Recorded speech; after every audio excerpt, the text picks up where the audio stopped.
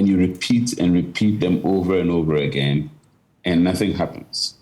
What we are doing and what we have done is to mainstream corruption to a point where it has become virtually legitimized.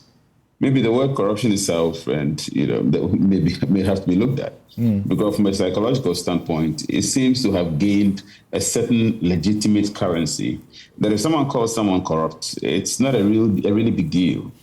The word stealing and the word theft still are pretty much unacceptable, and so I wouldn't want anyone to call to say to my son or daughter, your father is a thief. I wouldn't want that.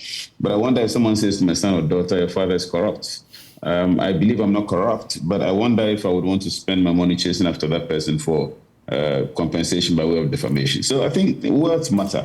I remember many years ago when female circumcision used to be called female circumcision. It wasn't working until the name was converted by the UN, female circumcision, to female genital mutilation.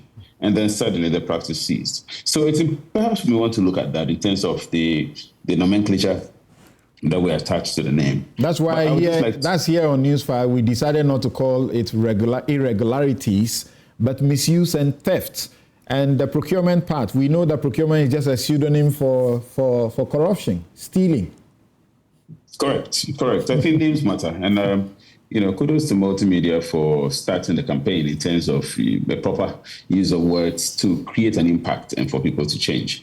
As the World Bank estimated many years ago, more than 10 years ago, that Ghana loses an amount of $3 billion every year to corruption. More than 10 years ago. Yeah. My conservative estimation is that perhaps we're in the bracket of 4.5 billion now.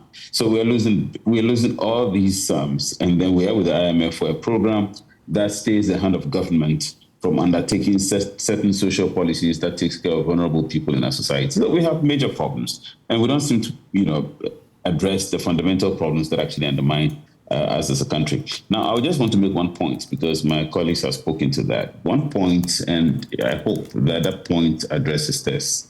Our laws still have the law on causing financial loss to the state.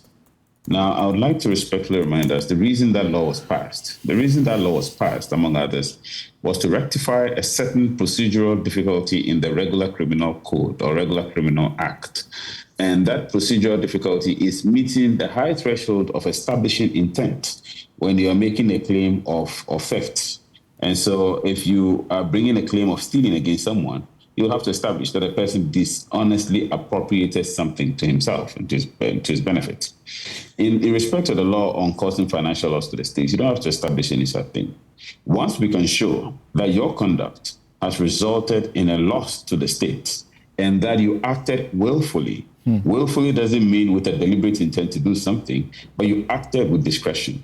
You acted voluntarily. Once you acted willfully and your action or conduct has resulted in a loss to the state, you have acted in a manner that has caused financial loss to the state.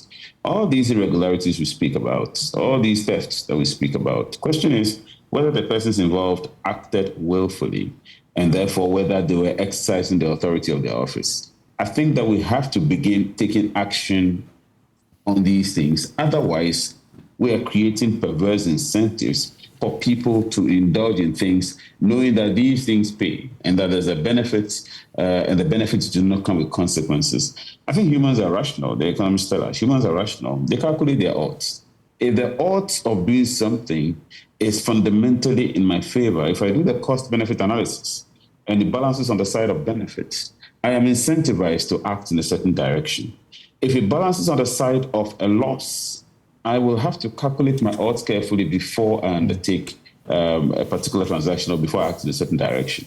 I think that we've gotten to that point where increasingly every year people have come to that conclusion that the most that they will suffer is a degree of public opprobrium when they appear before the Public Accounts Committee, and then they speak to all kinds of things that shock the conscience of the country. The panel at the Public Accounts Committee will express their disdain and unhappiness. The whole country will complain perhaps for a week or two, and then we move on. And so people have come to realize that there are no consequences. And the most you're going to have to suffer is to deal with the public perception, which at most is probably going to last for just a week or two. And people are beginning to calculate their odds. And in balancing the odds, they've come to a conclusion that it makes a lot more sense to indulge in what you're going to indulge in and to become perhaps rich for a long time to come and pay a next to nothing price. It makes all the sense for you to do that. As I indicated, it surprises me, for example, in the case of the World Bank and even the IMF, the fact that the World Bank estimated that we lose more than $3 billion per annum, which as I've indicated, is more than 10 years ago, perhaps we're in about 5 billion, as of now, 4.55 billion. They've indicated we lose all these, but somehow they have, in some ways, still not invested heavily in closing some of these gaps, but will rather take us through programs from time to time, which also then optimize our debt portfolio with them. And in the end, they are still commercial entities. They make sure that we pay. I mean, nothing given us is for free. We have to pay because they have to respond to their shareholders. So it's important that we come to that conclusion that there are tools and rules here. We just have to implement them. Thank you.